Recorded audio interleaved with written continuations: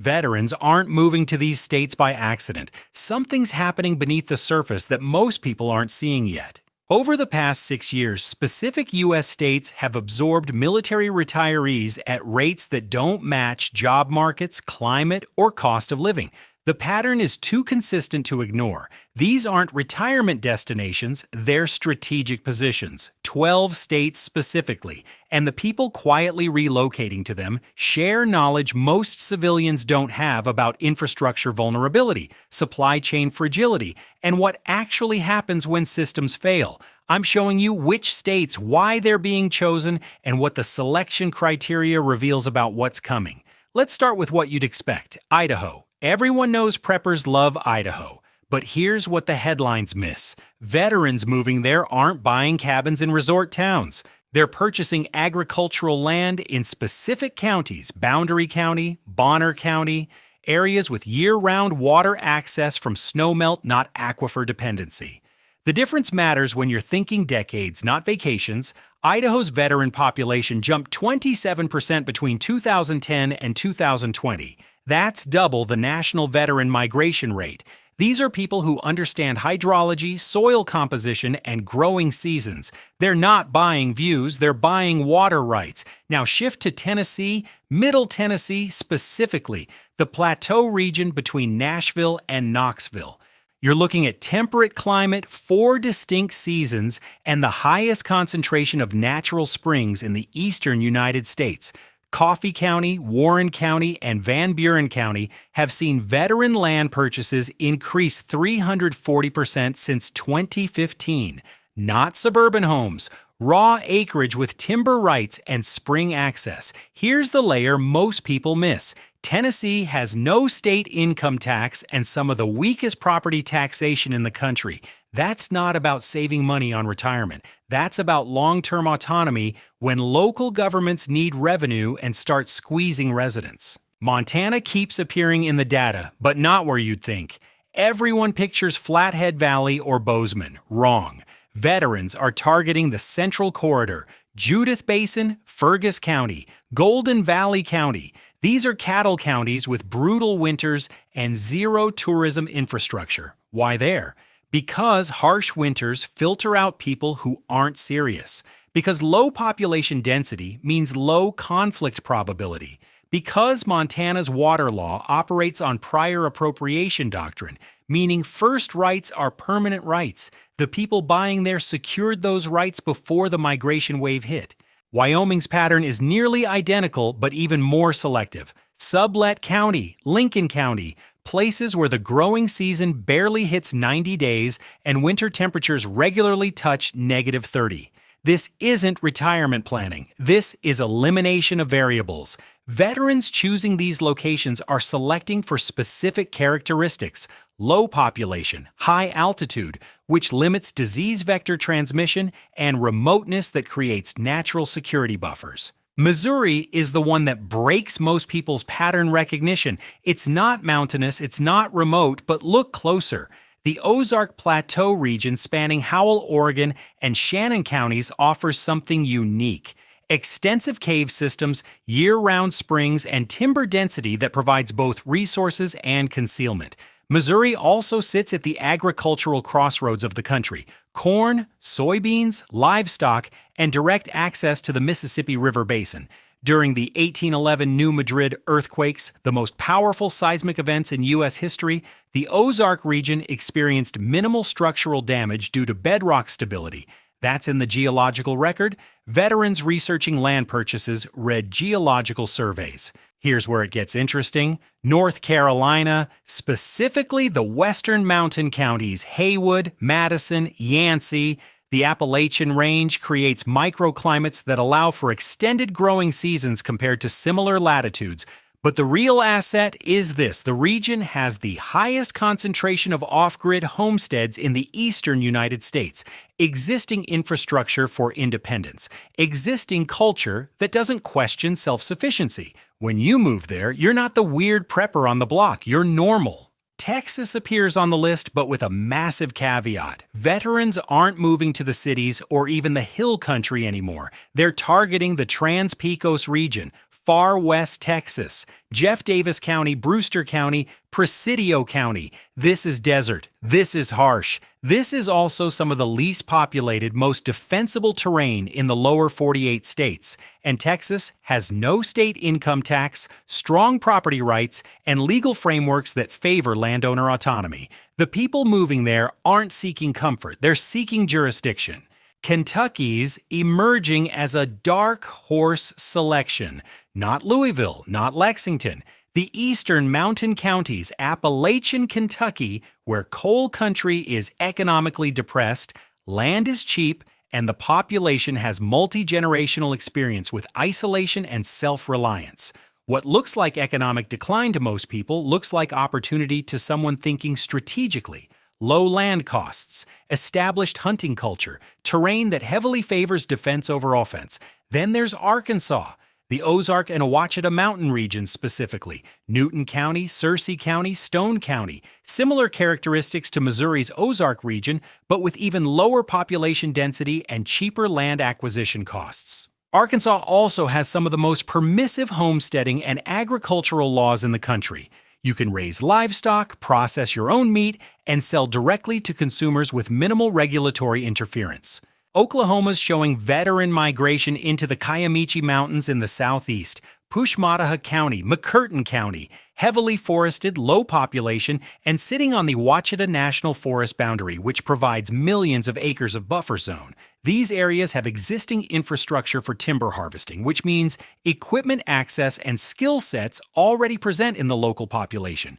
The Upper Peninsula of Michigan is pulling a specific subset of veterans, those with cold weather training, those who served in northern climates or specialized units. Marquette County, Baraga County, Ontonagon County. The Great Lakes provide massive freshwater access. The winters eliminate casual interest. The population density is among the lowest in the eastern United States. West Virginia rounds out the 12, not the northern panhandle, the central and southern mountain counties, Pocahontas, Webster, Nicholas, some of the most rugged, isolated, and economically forgotten terrain in America, which means it's also some of the cheapest, most abundant in natural resources, and least likely to see external pressure during systemic disruption. You're starting to see the pattern now. Remote doesn't always mean mountain west. Defensible doesn't always mean altitude. What connects these 12 states is something more specific than geography. What connects these 12 states is infrastructure that already exists for the life you're planning to live. When systems collapse, you don't want to be the first person in your county trying to figure out well water. You want to be surrounded by people who've been running off wells for 3 generations. You don't want to learn food preservation during a crisis. You want neighbors who've been canning since childhood. This is the calculation most people miss entirely. They buy land in beautiful remote locations and then realize they're completely alone. No local knowledge, no established supply chains, no community that understands operational security because they've never needed it. The states I just listed have something else, something that doesn't show up on any map or database. They have what's called cultural preparedness. These are regions where self-sufficiency isn't a hobby. It's not a lifestyle brand, it's baseline normal. Your neighbor has a root cellar. The guy down the road processes his own deer. The woman at the hardware store knows which hand pump fits which well casing because she's installed 40 of them. You're not teaching people why preparedness matters. They already know. Now let's address what you're actually thinking right now. You're wondering about the states that didn't make the list. Why not Montana? Why not Wyoming? Why not Idaho? Those states are getting absolutely flooded. Land prices in western Montana have increased over 40% in some counties since 2020. Bozeman real estate looks like coastal California. The infrastructure can't handle the migration volume. And here's the piece that should concern you. When everyone moves to the same location for the same reason, you've created a target-rich environment. You've concentrated resources, skills, and supplies in a known area. During the Bosnian War, the rural areas that survived best weren't the ones everyone fled to. They were the ones nobody thought about, the forgotten valleys, the economically depressed regions that looked unappealing right up until they became invaluable. Idaho's seeing 14,000 new residents per year. That's not a haven, that's a pressure cooker.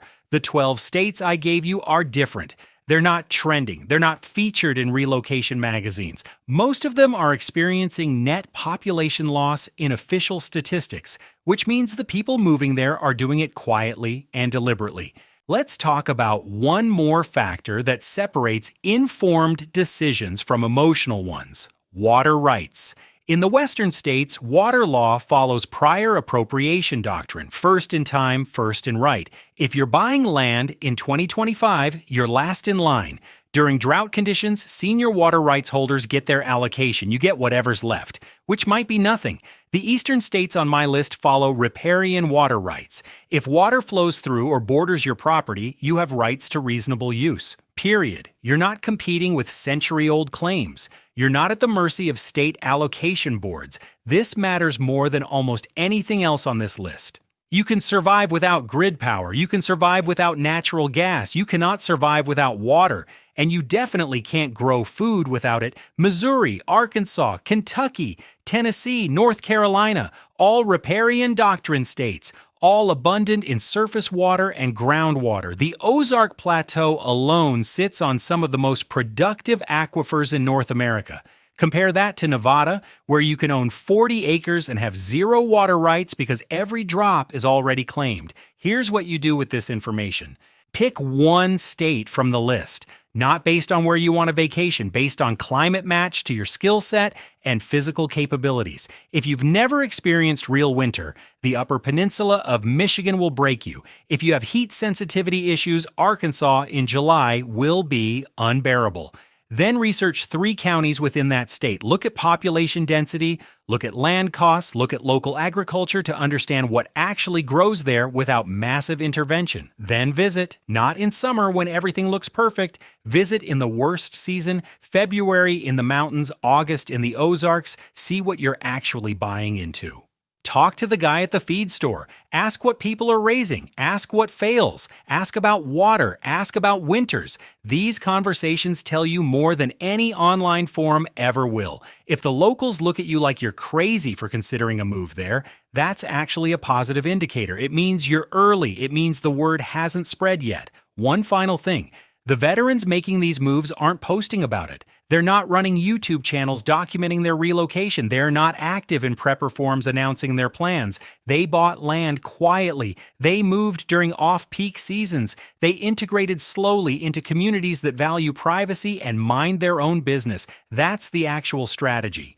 This isn't about finding the perfect location. Perfect doesn't exist. This is about finding defensible, sustainable, undervalued ground before the next wave figures it out. Most people will watch this and do nothing. They'll bookmark it, they'll think about it, they'll wait for the perfect time that never comes. You've got the list, you've got the reasoning, you've got the framework. What you do with it determines whether you're reading about the next crisis or whether you're already positioned when it hits. The map is in front of you now. 12 states, specific counties, clear reasoning behind every selection. Most people watching this will treat it like entertainment. They'll nod along, maybe save the video, tell themselves they'll look into it later. Later never comes.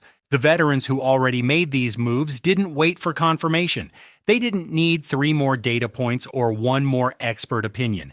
They recognized the pattern, verified the fundamentals, and acted while land was still available at rational prices. Here's what separates planning from execution. Planning feels productive. You research, compare, analyze. You can plan for years and never spend a dollar. Execution is different. Execution is uncomfortable. It requires commitment before you have perfect information. The locations I gave you aren't secrets anymore. You're watching this. So are thousands of other people.